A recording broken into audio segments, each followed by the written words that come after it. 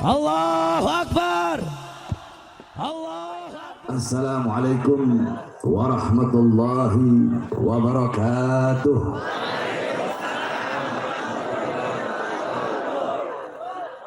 Alhamdulillahil ahad. Wassalatu wassalam ala man fis sama ismuhu Ahmad wa fil ardi ismuhu Muhammad wa ala alihi wa sahbihi wa ba'd.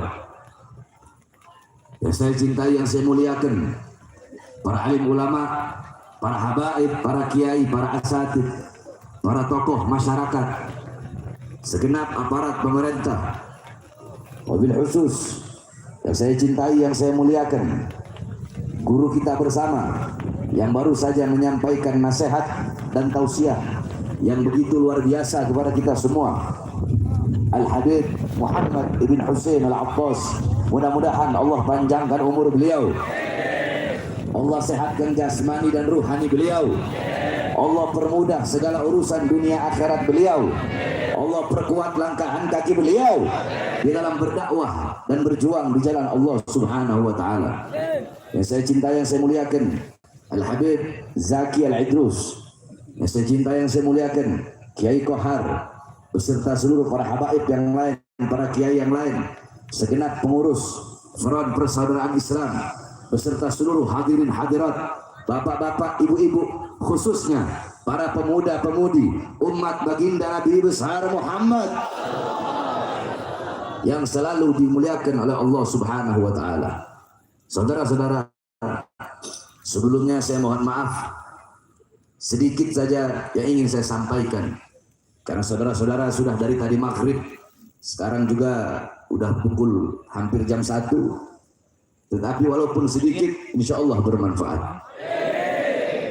Karena saya habis cabut gigi dari sini, masih sakit saya punya gigi, jadi walaupun sedikit insya Allah bermanfaat. Saudara-saudara sekalian yang dimuliakan oleh Allah Subhanahu wa taala, kita duduk pada malam hari yang mulia ini dalam rangka acara puncak berzikir, saudara-saudara, yang dimana acara ini setiap tahun selalu kita adakan, selalu kita rayakan. Ini tempat menjadi tempat yang penuh dengan keberkahan. Ini tempat menjadi tempat turunnya rahmat, tempat turunnya kasih sayang, tempat turunnya maghfirah, tempat turunnya pengampunan.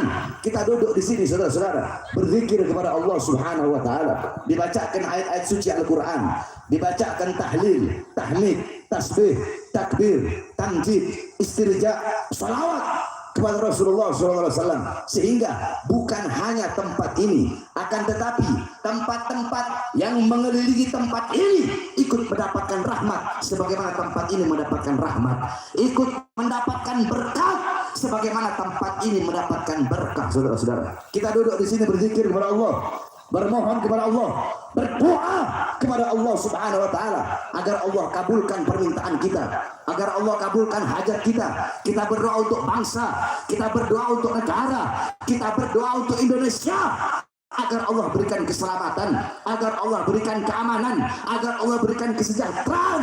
Saudara-saudara, ini acara-acara seperti ini, harusnya acara seperti ini didukung oleh pemerintah, saudara-saudara, didukung oleh aparat, didukung oleh para pejabat, bukan malah acara-acara berzikir seperti ini malah dipersulit, saudara-saudara.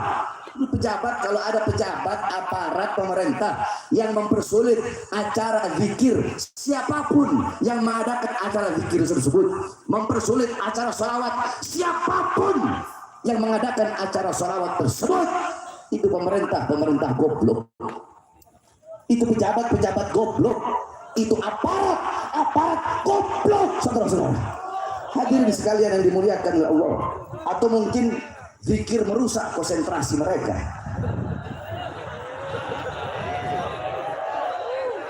Makanya dilarang, makanya dipersulit, saudara-saudara. Mungkin zikir merusak pikirannya, merusak otaknya, merusak konsentrasinya. Padahal harusnya zikir yusaffi dzihna. Zikir itu bisa menjernihkan otak, menjernihkan pikiran, memperbagus konsentrasi, memperbagus fokus. Kalau ada orang yang konsentrasinya rusak dengan zikir, dengan la ilaha illallah, alhamdulillah, masya Allah, orang goblok. Jadi menteri kok tolol. Jadi menteri kok goblok. Menteri tolol, menteri goblok, menteri bodoh.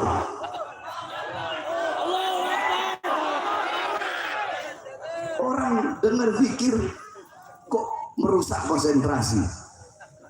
Nah, mungkin antek-anteknya kali kalau ada orang yang mempersulit acara puncak berzikir, mungkin antek-anteknya menteri goblok itu. Menteri siapa? Menteri siapa? Iya tahu, goblok tahu. Siapa? Siapa? Saudara-saudara, iblis, syaitan, iblis kalau mau merusak, mengganggu, menggoda manusia, dengar zikir, konsentrasinya iblis rusak. Konsentrasinya rusak, langsung hilang, langsung lupa. Siapa namanya dia? Oh saya lupa, kata iblis. Saya lupa karena saya habis dengar zikir tadi, kata iblis, makanya saya lupa. Jadi saya tanya, semua jawab yang keras. Kalau ada yang terganggu pikirannya, terganggu otaknya, terganggu konsentrasinya dengan zikir, dengan tahlil, tahmid, tasbih, takbir, tamjid, berarti siapa? Siapa? Siapa? Kalau ada pejabat yang terganggu dengan zikir, yang rusak konsentrasinya karena zikir, berarti pejabat apa? Pejabat apa? Menteri apa? Menteri apa? Iblis, saudara-saudara. Saudara-saudara, bukankah qala Rasul sallallahu alaihi wasallam, ahabbul kalam ilallahi arba, la ilaha illallah, subhanallah walhamdulillah, subhanallah walhamdulillah, wa la ilaha illallah, wallahu akbar. Kalimat yang paling dicintai oleh Allah ada 4 kalimat, saudara-saudara. Dan engkau bisa memulai, bisa mendahulukan yang mana saya dari 4 kalimat ini. Apa itu? Subhanallah, subhanallah, kemudian alhamdulillah, kemudian la ilaha illallah, kemudian Allahu akbar. Ini adalah kalimat yang paling dicintai oleh Allah Subhanahu wa taala. Sampai-sampai qala Rasul sallallahu alaihi wasallam, ala unabbiukum khairu a'malikum. Ingatlah, ketahuilah, akan aku terangkan, akan aku jelaskan, akan aku beritahukan kepada kalian apa amal kalian yang paling baik, amal kalian yang paling bagus, amal yang dimana itu adalah perilaku kalian yang sangat jernih, amal yang lebih utama, yang lebih baik daripada kalian mengeluarkan emas dan perak kalian, yang lebih baik daripada kalian bertemu dengan musuh, kemudian kalian memukul leher musuh tersebut dengan pedang, atau musuh tersebut memukul leher kalian dengan pedang, maka amal ini lebih baik. Apa kata Rasulullah? Yaitu mengingat Allah, berzikir kepada Allah Subhanahu wa taala. Itu amal yang paling baik, amal yang paling bagus, saudara-saudara. Saudara-saudara, kita duduk berzikir, kita mengingat, bukan hanya mengingat Allah, tapi kita mengingat Rasulullah. Tadi para ulama, para habaib, para kiai, beliau menjelaskan tentang bagaimana apa Nabi Muhammad SAW, diceritakan bagaimana orang-orang soleh. Dari setiap ceramah pasti dibawakan kisah Nabi Muhammad sedikit, dibawakan kisah orang-orang soleh sedikit. Qala Rasul SAW, zikrul anbiya ibadah, zikrul solihin kafarah, zikrul maut sadaqah, zikrul kubur yuqarribukum ilal jannah. Apa kata Rasulullah? Kata Rasulullah SAW, mengingat para nabi, mengingat para rasul itu adalah ibadah. Zikrul solihin kafarah, mengingat orang-orang saleh itu adalah kafarah, tebusan bagi engkau punya dosa-dosa. Zikrul maut sadaqah, mengingat kematian adalah sedekah. Wa zikrul kubur yuqarribukum ilal jannah, mengingat kubur bisa mendekatkan engkau kepada surganya Allah Subhanahu wa taala. Kita duduk di sini bukan hanya mengingat Allah, tetapi mengingat Rasulullah, mengingat orang-orang saleh, mengingat para ulama, saudara-saudara. Kita duduk di ini majelis berzikir kepada Allah. Ini tempat menjadi tempat turunnya rahmat. Bahkan orang-orang di sekitar puncak yang tidak ikut berzikir, mereka ikut mendapatkan rahmat sebagaimana kita duduk di sini mendapatkan rahmat. Ini perkara yang bagus, ini perkara yang sangat baik yang harus didukung saudara-saudara. Pada malam hari ini, di saat banyak anak-anak muda, banyak pemuda-pemudi Islam yang berbuat dosa, berbuat maksiat, mungkarat, dolalat, sayyiat, mukhalafat, sebagaimana kita ketahui, malam tahun baru atau malam sebelum tahun baru, 2-3 hari sebelum malam tahun baru, bukan hanya di puncak, di Jakarta, di mana-mana, bahkan di kampung-kampung, di desa-desa, saudara-saudara, berapa banyak para pemuda-pemudi Islam yang merayakan malam tahun baru tersebut dengan berbuat dosa. Mereka mabok-abokan di situ, mereka berjudi di situ, mereka melacur di situ, mereka peluk-pelukan, mereka ciuman, mereka berzina. Kondom di mana ditemukan pada pesta-pesta perayaan malam tahun baru. Saudara-saudara sekalian yang dimuliakan oleh Allah Subhanahu wa taala, memang benar shadaqar Rasul sallallahu alaihi wasallam, memang benar apa yang disampaikan oleh baginda Nabi besar Muhammad 1400 tahun yang lalu. Nabi Muhammad sudah mengetahui bagaimana keadaan umatnya nanti kelak di akhir zaman. Apa kata Rasulullah? Qala Rasul sallallahu alaihi wasallam, la tattabi'unna sanana aw sunana alladziina min qablikum shibran bi shibrin wa dhira'an bi dhira'in hatta law dakhalu fi jilid dhaq la taba'tumuhum. Qulna ya Rasulullah al-yahud wan nasara. Qala faman. Kata Rasulullah, sungguh nanti di akhir zaman akan ada umat setelah kalian, yang dimana umat setelah kalian mereka akan mengikuti golongan-golongan sebelum mereka.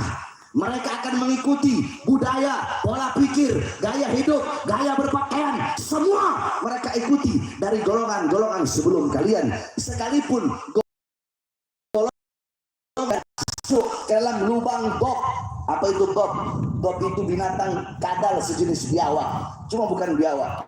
Kalau biawak itu warrol, kalau bok itu adalah sejenis biawak, cuma dia lebih kecil dari biawak. Kalau biawak warnanya coklat, kalau bok warnanya kuning. Kalau biawak ekornya licin, kalau bok ekornya ada duri-durinya.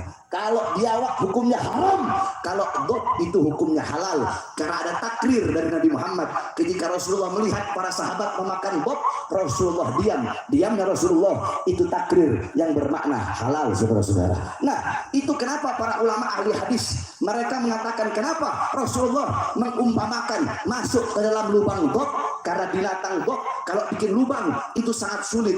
Lubangnya belok-belok ke kanan, ke kiri, ke dalam, naik lagi ke atas. Maka karena begitu sulit lubang tersebut, sehingga Rasulullah mengumpamakan seperti lubang bok. Jadi seperti apapun, bagaimanapun perilaku, perbuatan, ucapan, semua dari golongan-golongan sebelum mereka, umat setelah kalian di akhir zaman akan mengikuti golongan-golongan dan kelompok tersebut. Kemudian para sahabat berkata, ya Rasulullah, apakah kelompok, apakah golongan yang diikuti itu adalah orang-orang Yahudi, adalah orang-orang Nasrani yang nanti umat setelah kami mengikutinya? Kul apa qala Rasul faman. Kata Rasulullah, siapa lagi kalau bukan orang-orang Yahudi? Siapa lagi kalau bukan orang Jadi Habib Muhammad telah menjelaskan bahwasanya tahun baru Masehi bukanlah tahun baru kita, sehingga merayakan tahun baru Masehi bukanlah perayaan Islam, bukanlah perayaan kita, tetapi bertasyabuh, mengikuti, menyerupai adat istiadat orang-orang kafir. Man tasyabbaha biqaumin fahuwa minhum. Hadis tersebut dibawa oleh Habib Muhammad tadi, yang artinya barang siapa yang menyerupai suatu kaum, maka dia sama dengan kaum tersebut, digolongkan dengan kelompok tersebut, dibangkitkan dengan kelompok tersebut. Jikalau yang engkau ikuti orang-orang Yahudi, orang-orang Nasrani, orang-orang kafir, orang-orang Barat, engkau mengikuti gaya hidup mereka, pola pikir mereka, berpakaian seperti mereka, bertasyabuh kepada mereka, mengikuti ajaran mereka, maka engkau sama seperti mereka. Mereka dilaknat oleh Allah, engkau pun dilaknat oleh Allah. Mereka disiksa oleh Allah, engkau pun akan disiksa oleh Allah Subhanahu wa taala. Makanya saudara-saudara, Allah kasih bencana, Allah kasih musibah bagi negara Kesatuan Republik Indonesia yang sangat kita cintai ini. Allah kasih gempa bumi, Allah kasih tsunami, Allah kasih apa tanah longsor, Allah kasih banjir, Allah kasih kebakaran di mana-mana, kesulitan di mana-mana, kesusahan di mana-mana. bencana, jangan bertanya kepada Allah, ya Allah, kenapa engkau berikan musibah? Ya Allah, kenapa engkau berikan bencana? Ya Allah, kenapa engkau berikan gempa bumi? Ya Allah, kenapa engkau berikan tsunami? Kenapa air laut engkau tumpahkan ke muka bumi? Jangan bertanya kepada Allah, tetapi tanyakan kepada diri saya, Bahar bin Smith. Tanyakan kepada diri kalian, tanyakan kepada diri kita, tanyakan kepada para pemuda-pemudi kita, tanyakan kepada orang tua kita, tanyakan bapak-bapak pertanggungjawaban mereka atas anak-anaknya, tanyakan kepada anak-anak kewajiban mereka atas orang tuanya dan hak orang tua mereka yang harus mereka laksanakan. Tanyakan kepada para ustadz-ustadz, para tokoh-tokoh agama, tanyakan kepada para ustadznya, kiainya, para habibnya, tanyakan kepada guru-guru agama, tanyakan kepada para pemimpin-pemimpin pondok pesantren, tanyakan kepada para penghafal Al-Quran, tanyakan kepada para pejabat, tanyakan kepada para aparat, tanyakan kepada RT, RW, lurah, camat, bupati, wali kota, menteri, presiden, tanyakan kepada mereka, para pejabat, para aparat, dan diri kita sebagai umat, perbuatan dosa apa, perbuatan maksiat apa yang kita lakukan sehingga mengundang bencana, bala dan musibah dari Allah bagi bangsa, negara dan rakyat Indonesia. Saudara-saudara, bukankah Allah berkata dalam Al-Quran, ma asabakum min musibatin fabima kasabat aydikum, apa-apa yang menimpa kalian daripada musibah itu akibat perbuatan tangan kalian. Oleh karenanya cukup saudara-saudara, kembali kita kepada Allah pada malam hari ini, di saat banyak hamba-hamba yang berbuat dosa, berbuat maksiat yang mengundang bencana dan bala, maka kita duduk di ini majelis berzikir kepada Allah. Zikir itulah, doa itulah yang menunda, yang menjadi benteng pertahanan untuk menangkis segala macam bencana dan musibah, sehingga acara-acara zikir seperti ini wajib dan harus didukung oleh pemerintah, pejabat dan para aparatnya, daripada mereka mendukung dan membiarkan perbuatan dosa, perbuatan maksiat, acara-acara tidak jelas pada malam tahun baru yang bisa mengundang bencana dan bala dari Allah Subhanahu wa